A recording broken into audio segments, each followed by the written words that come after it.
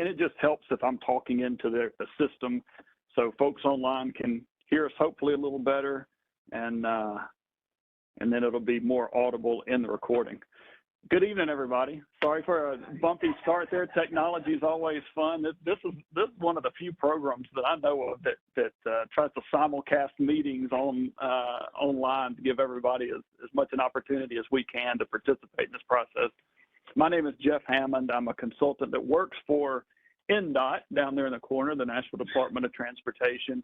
And the role of that department, of course, is all things right-of-way. And the issue that we're here to talk about tonight certainly falls within that. This is the second of two meetings that we're doing for this project for Packard Drive traffic calming.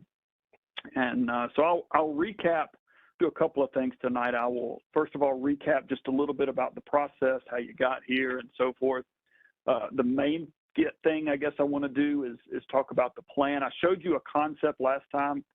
Spoiler alert, it hasn't changed all that much. You did give me a suggestion about an additional feed radar sign, so we did incorporate that, but a little more detail this time, but pretty much what I showed you last time. And then the last thing we'll do is give you some information about next steps, where we're going from here, specifically the ballot process.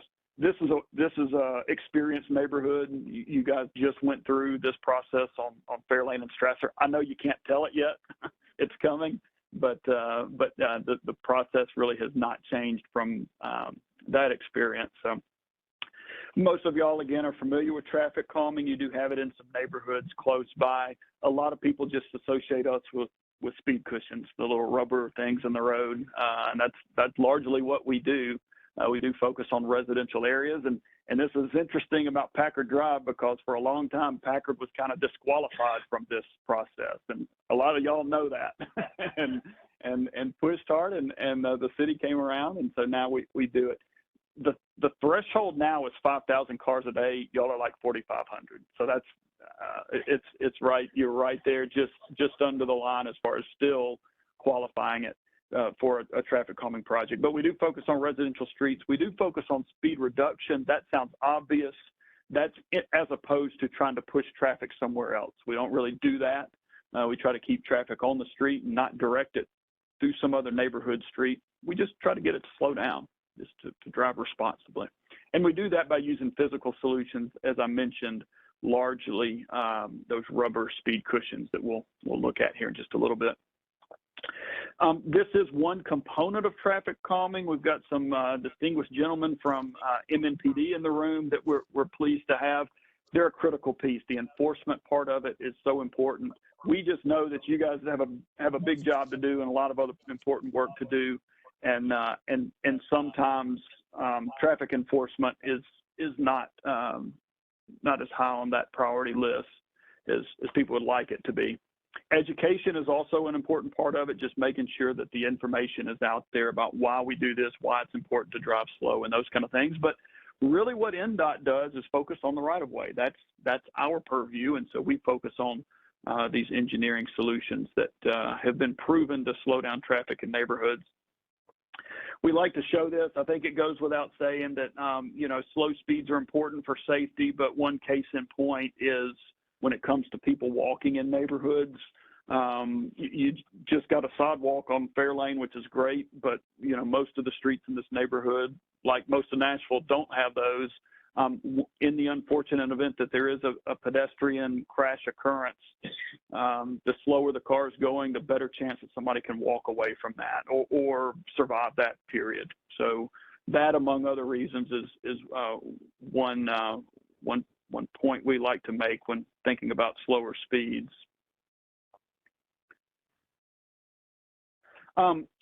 You all probably know this is very much an in-demand program. We do 2 application windows a year.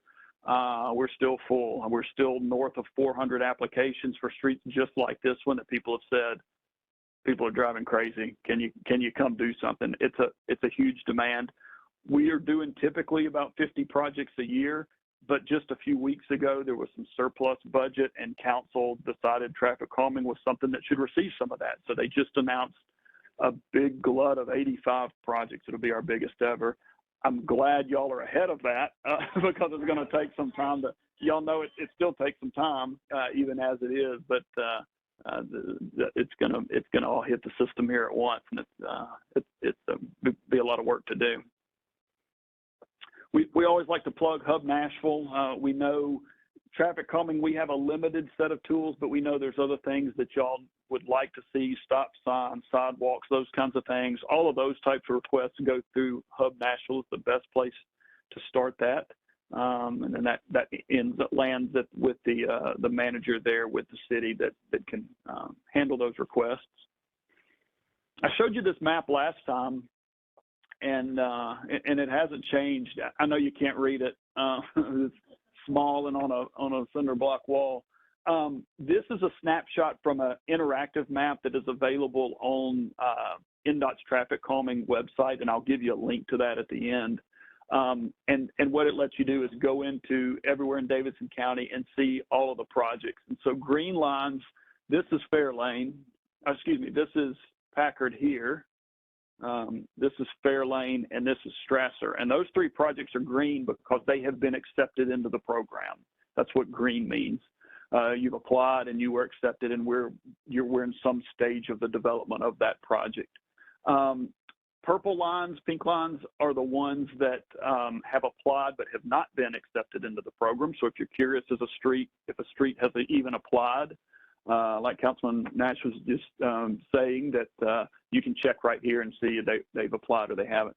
And then blue lines are kind of nice because that shows you projects that have already been implemented in your area. So you can pull that up, see that there's some pretty near to you here off McMurray, and you can go drive on those and experience them, and those kind of things.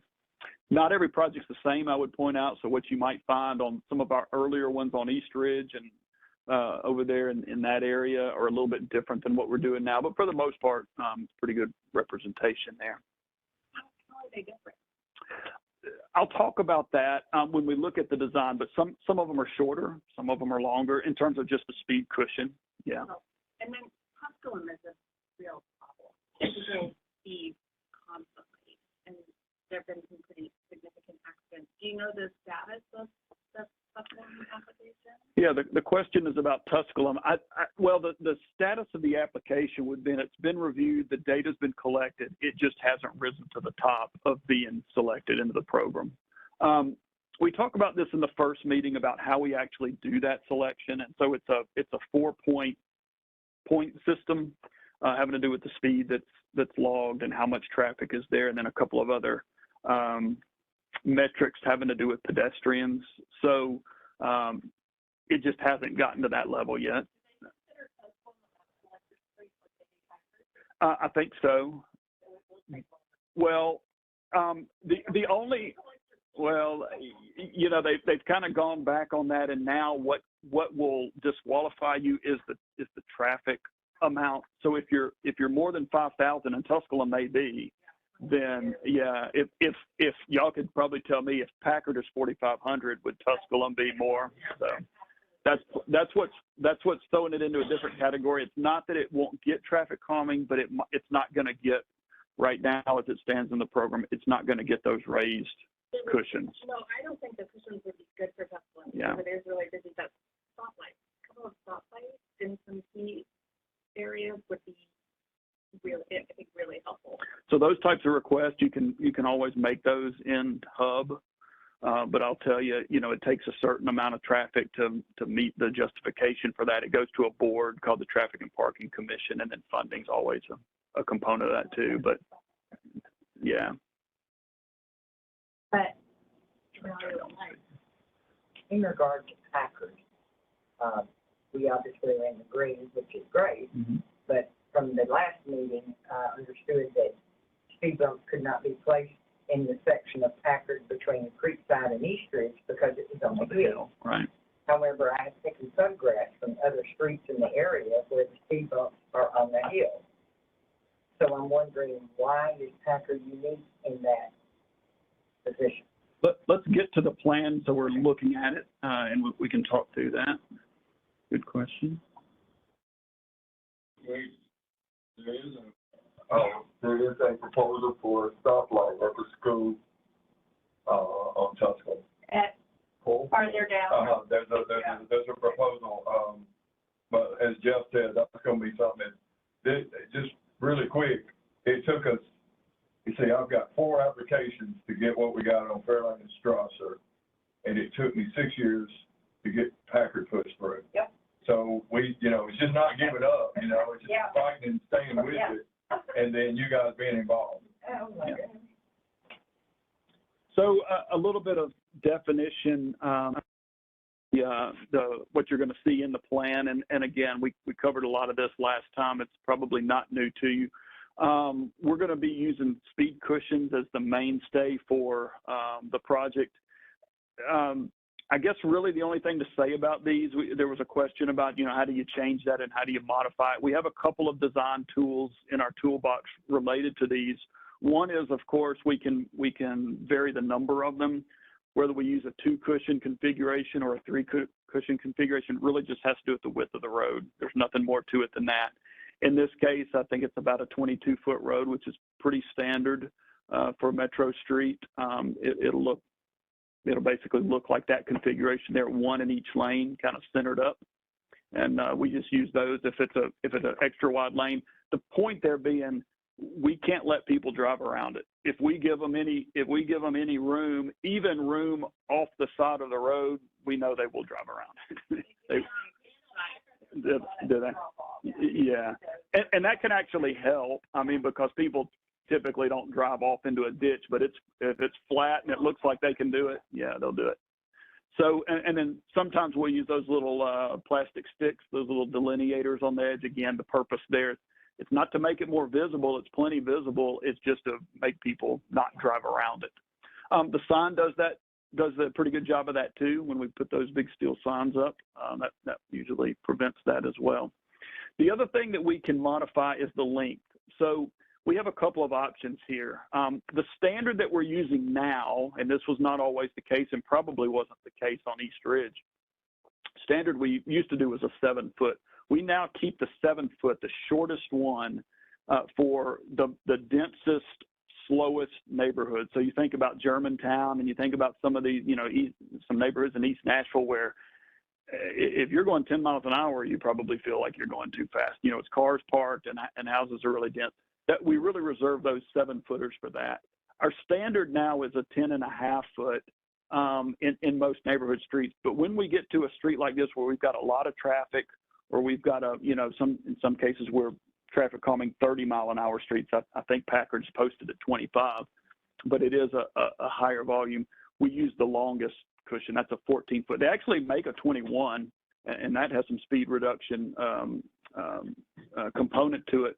But 14 we found to give really good results when we're either in a less dense area, West Mead or something like that, has some 14-foot cushions, or we've got higher traffic volumes. That's what we're proposing to use here on Packard, again, because of the volumes. And so that has a target speed of about 20 to 25 that you can actually go up and over that comfortably. Gives you a little more comfortable ride, and the point is you can go over it a little bit faster than you can a 7-foot. So we think that'll give a good result for the street, given the amount of traffic that's already here. Just a little information on some before and after data. This was on the 7-foot cushion, but we're seeing similar speed reductions across all the different products. It's in the order of 9, 10, 11, 12 miles an hour on average that we're seeing across the length of the project. So the longer, some projects are longer, some are shorter, some have more cushions, some are fewer. So it just kind of varies, but we're seeing a pretty consistent speed reduction, and that lasts. It's not like we put something out there and people get used to it and the speed goes right back to where it was. And that's one of the downsides to the enforcement. If our strategy is have these guys go out there and write tickets, that's great while they're there, but tomorrow you don't see them, and some of that, we lose some of that effectiveness. Maybe not tomorrow. You still remember it tomorrow, but next week or next month, it's hard to sustain that. The other tool that we're proposing to use here is the feedback sign. Metro has used a lot of these. I think the jury's still out a little bit in terms of especially the long-term effectiveness. We believe they're very effective at the beginning, We're still collecting some before and after data to see how that holds up, but we are finding in early installations, 5-6 mile an hour speed reduction, which is good. Again, that's that education component, just bringing people awareness back to, like in this case, you're on a hill, you've picked up speed. You may not know it, but you're now going 35 miles an hour, and in this case, there'll be a speed cushion just ahead of you, so you may want to slow down. I'm going to show you the next few slides are the actual design plans. And again, I know you can't see them well here, but I'll kind of describe them here, and then we will be posting these on the website. So you'll be able to go in there, click on them, zoom in, print them, do whatever you want to do, and see this level of detail. These are the same design plans that will be given to the contractor to install. So this is as much information as you can get about these projects. The first sheet's just an overview. Like we showed you at the first meeting, we still have 6 locations. There is still that gap in between Creekside and Keeley or in East Ridge that we mentioned earlier. In that gap, we had a radar feedback sign. We've added another one at Charles' request to kind of capture traffic going both ways. That gives us a really good spacing. We like that. We're looking for usually between 400 and 600 feet in between each cushion location. So we continue to think this is going to give us a good result. Did we come up with 11? What's that? Actual little cushions? It'll be 12. Yeah, there'll be 2 in each installation. And so this is the type of data or type of information or detail that you will get from these. You'll be able to see, this is Packard, this is our street, this is the Tusculum Road end of the project. And the first one you would encounter, this says it's going to be located 28 feet east of the driveway at 5023 Packard. So that's how you would read that. And, I don't know if y'all know these addresses that well or not, but it's just about the first yard beyond Strasser there. And so you can drive it and kind of pay attention, or, however you want to look at that. But that's how our contractor will go out and install them. Up there in the corner is another one that's kind of covered up by some of these little windows, but there are 2 locations on this street. So it's coming in about a block, Strasser, and then the next block beyond Gillette there. And then there's 3 on this one, so that's 5 of our locations, 1 just to the other side of Fairlane. Some of the things we look at here, we mentioned hills. We'll probably talk more about that one.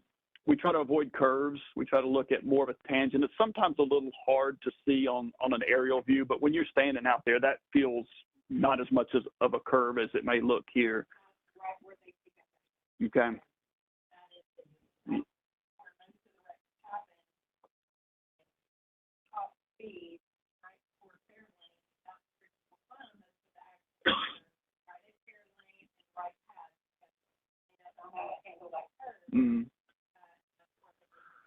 Well, that's good. Because we've got one leading in either direction, and then one in the middle. So that's probably about a 500-foot spacing in between. I think that's going to give us a good result there. So we avoid hills, we avoid curves, we avoid driveways. Nobody wants one of these right in front of their driveway where you're trying to pull in and out. Our minimum is 15 feet, but I think in this case we got a lot more than that. We try to get them as far away from anybody's driveway as we can. We try to put them on. You want it close? Some people say that. Yeah. So, and then I think that's it in terms of and then the spacing. Those are the kind of things we look at. We don't want to put it on top of a manhole. We don't want to do obvious stuff like that. So we've been out there. We've site spotted all of these. So no, here. So the last one is beyond Cedar Hill. I don't know how better to. It's before Creekside. There's Creekside there, so it's just on the other side of Creekside. Yeah, just on the Tusculum side of Creekside, and then there's that gap, and that's going up the hill, and you kind of top out, I guess, at East Ridge, and then there's one more on the other side of East Ridge. So, yeah. So that will catch them before you come down the hill, And then the end of our project, of course, is there at Keeley. So, and then in between on the hill where we can't put them, that's where we put those radar feedback signs, if that's something y'all are interested in. We think it's a good spot, you know, especially if you've come off East Ridge and you haven't encountered a cushion yet, you'll at least see those before you get right down the hill here and hit that first one. Mm-hmm. Mm-hmm.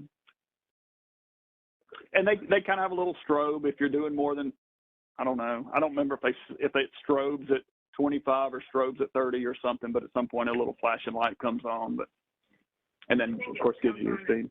1 mile over. 1 mile over. Over the speed limit, yeah. If you're going a mile over, it's going to flash at you. I think they can set that. And then the last sheet is just more for our contractor, again, kind of shows them how to position those and that it's the 14-foot cushions. But any questions or other comments on that? I'll talk, there's a couple more steps. I'll talk about some time frame stuff. I can tell you this may be a good time to give you what I can as far as an update. So your Fairlane Strasser project, y'all's ballot passed. I was looking back, it was like the first week of January. They're not in yet. It's September. So that kind of gives you an idea. So what NDOT told me was they think they will have those cushions in hand, like they've been ordered, and they think they will have them in hand by the end of the month. So they think it's probably in the next 2 months that they'll be in. So that, you know, if we can get it into the fall. It's not going to be before Halloween, I don't think, but so, you know, yeah, I mean, so it gives you, I mean, but we're pushing a year from after the ballot. So just so y'all know, it's not going to be next week. But let's talk about those next steps. So we're here, we've progressed 2 circles. We're now at the red circle at meeting 2, and then we've still got the ballot left to go and then the construction process. So the ballot people are interested in sometimes, you're going to get another card. So if we kind of reach consensus on what the plan looks like, we'll go ahead and post that on the website. We'll be sending out the ballot card. These go to the owners of the property within the project limits. Okay, so if you own a piece of property and your property abuts the right-of-way of Packard Drive between Tusculum and Keeley, you'll get a card. Okay, if you don't own the property, whoever owns that property will get the card. you know that property, but you don't have to vote yet. Yeah, you'd certainly express your interest in that, but that will be going to them. You'll get a little unique ID. You'll have a code here. You'll scan that, or you'll key in a website, or you'll pick up the phone and make a phone call. If you just want to talk to somebody, that's fine too. And it'll take you to a Nashville.gov ballot page. You'll give your information, including that little code that you got on your postcard, so we know it's you. And then vote however you want to, yes or no. That's your only 2 options, and that'll stay open for 6 weeks. At the end of 6 weeks, all of those results are compiled, and if 2/3 of the respondents have voted in favor, they'll go ahead and order the materials and prepare to do the project. And that's of the voters, not of everybody. You don't have to have 2/3 of everybody, just 2/3 of whoever voted, kind of a super majority of the voters.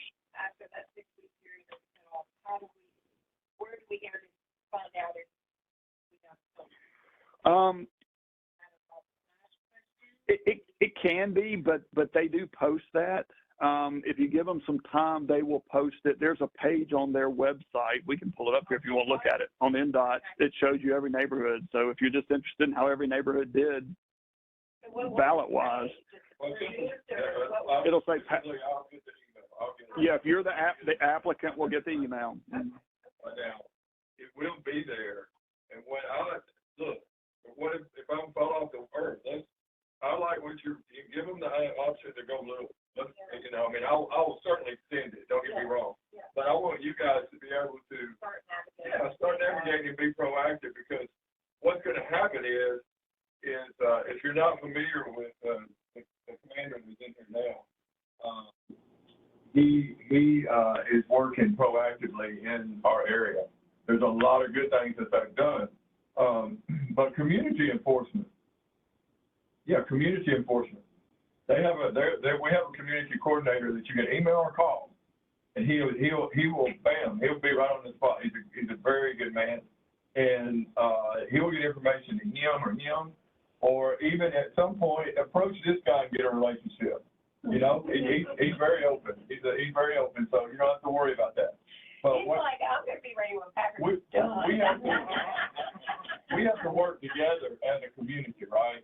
And I don't want anybody to wait until something affects you to get involved, because I don't live on any of these roads. But I want everybody safe. That's my community. So, you know, and and the sacrifices that I have made, I'll continue to make them. And Jeff knows firsthand that this has been a long process. I mean, we've been turning out a lot of time, but we kept doing it. And we have to just be patient with these guys, because I have been really bugging them to get this done, because I'm getting a lot of phone calls. Hey, when is it ever going to happen? I mean, come on, man. You know, and all it is just the process. It's a budget thing. So we are approved for all this is approved. It's been funded. It's now we got to get the ballot for Packard for you guys. And Strasser and Packard are a done deal. I can never see Madeline ever in a million years getting in this. They will never get in. And the reason they won't get in it is because they will never meet the criteria. I filed for it. Somebody else filed for it. But I'm not going to hold these guys hostage because Madeline is not making traffic home. And I promise you that. But one last thing, and we'll talk. I want everybody to stay for about 15 minutes after this. But Annalisa, we need stop red lights on Tuscaloosa. The Metro Nashville Public Schools is pushing for the one on Ocala. So hopefully that happens. The proposal that I made 10 years ago was to have one at Tuscaloosa and Packard. Yeah. So that would be something that would have to, Bob will be involved in, and I'll give you more details on that. Sorry, Jeff. That's all right. We'll finish up here, and y'all can talk more about that. Sometimes people like to see, going back to gets to vote, those are the properties. We just do a little selection there. If you live on the corner, but if you live one house in the corner, you wouldn't. So anyway, that's Tusculum, that's Strasser. So that's the people. If there's any, I don't think any of these are vacant properties, meaning there's no house on them. We don't pull those. That's fine. That's okay. We'll send it. Yeah, we'll send it to the owner. I know right in my corner, Packard, know that, you know. They know the landlord. Friendly with their, Good. Yeah. And the landlord knows that it's an issue. Mm-hmm. So, Okay. Not the way it is on Strasser, though. You know, it's not over by Nolensville. Those houses are. Well, one other thing is that middle bullet there. You may have someone who owns multiple properties. So if the same person owns multiple properties, we just send them one. We've had some corporations that basically own the whole street. You know, it's in them versus all the rest of the neighbors. And if we didn't do that, they would be the only ones that get to say. And then no businesses. I don't think you have any businesses on the street.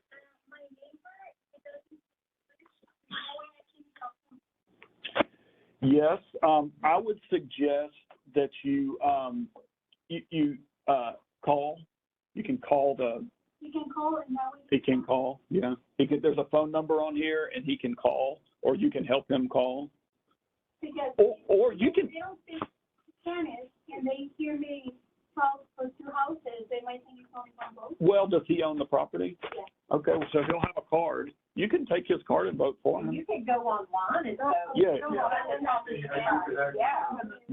especially if it's But before you leave, let me get your information, and I'll get you some Spanish literature. We have some Spanish overview information, but yeah, we don't send the card in multiple. should be. Well, you can see how much information we've got on it as it is. So we'd double our, yeah, I know. Your address label and the return address, and it's a postcard. Yeah, it's just a postcard. It's That's a 4x6 standard, but yeah, there you go. There it is right there. That's a postcard. I think it looks very official. Anyway, yeah, it does. I know. But yeah, you can vote if you have his code and he's sitting there with you. You can walk through it with him and vote for him. Yeah, it just puts his information there.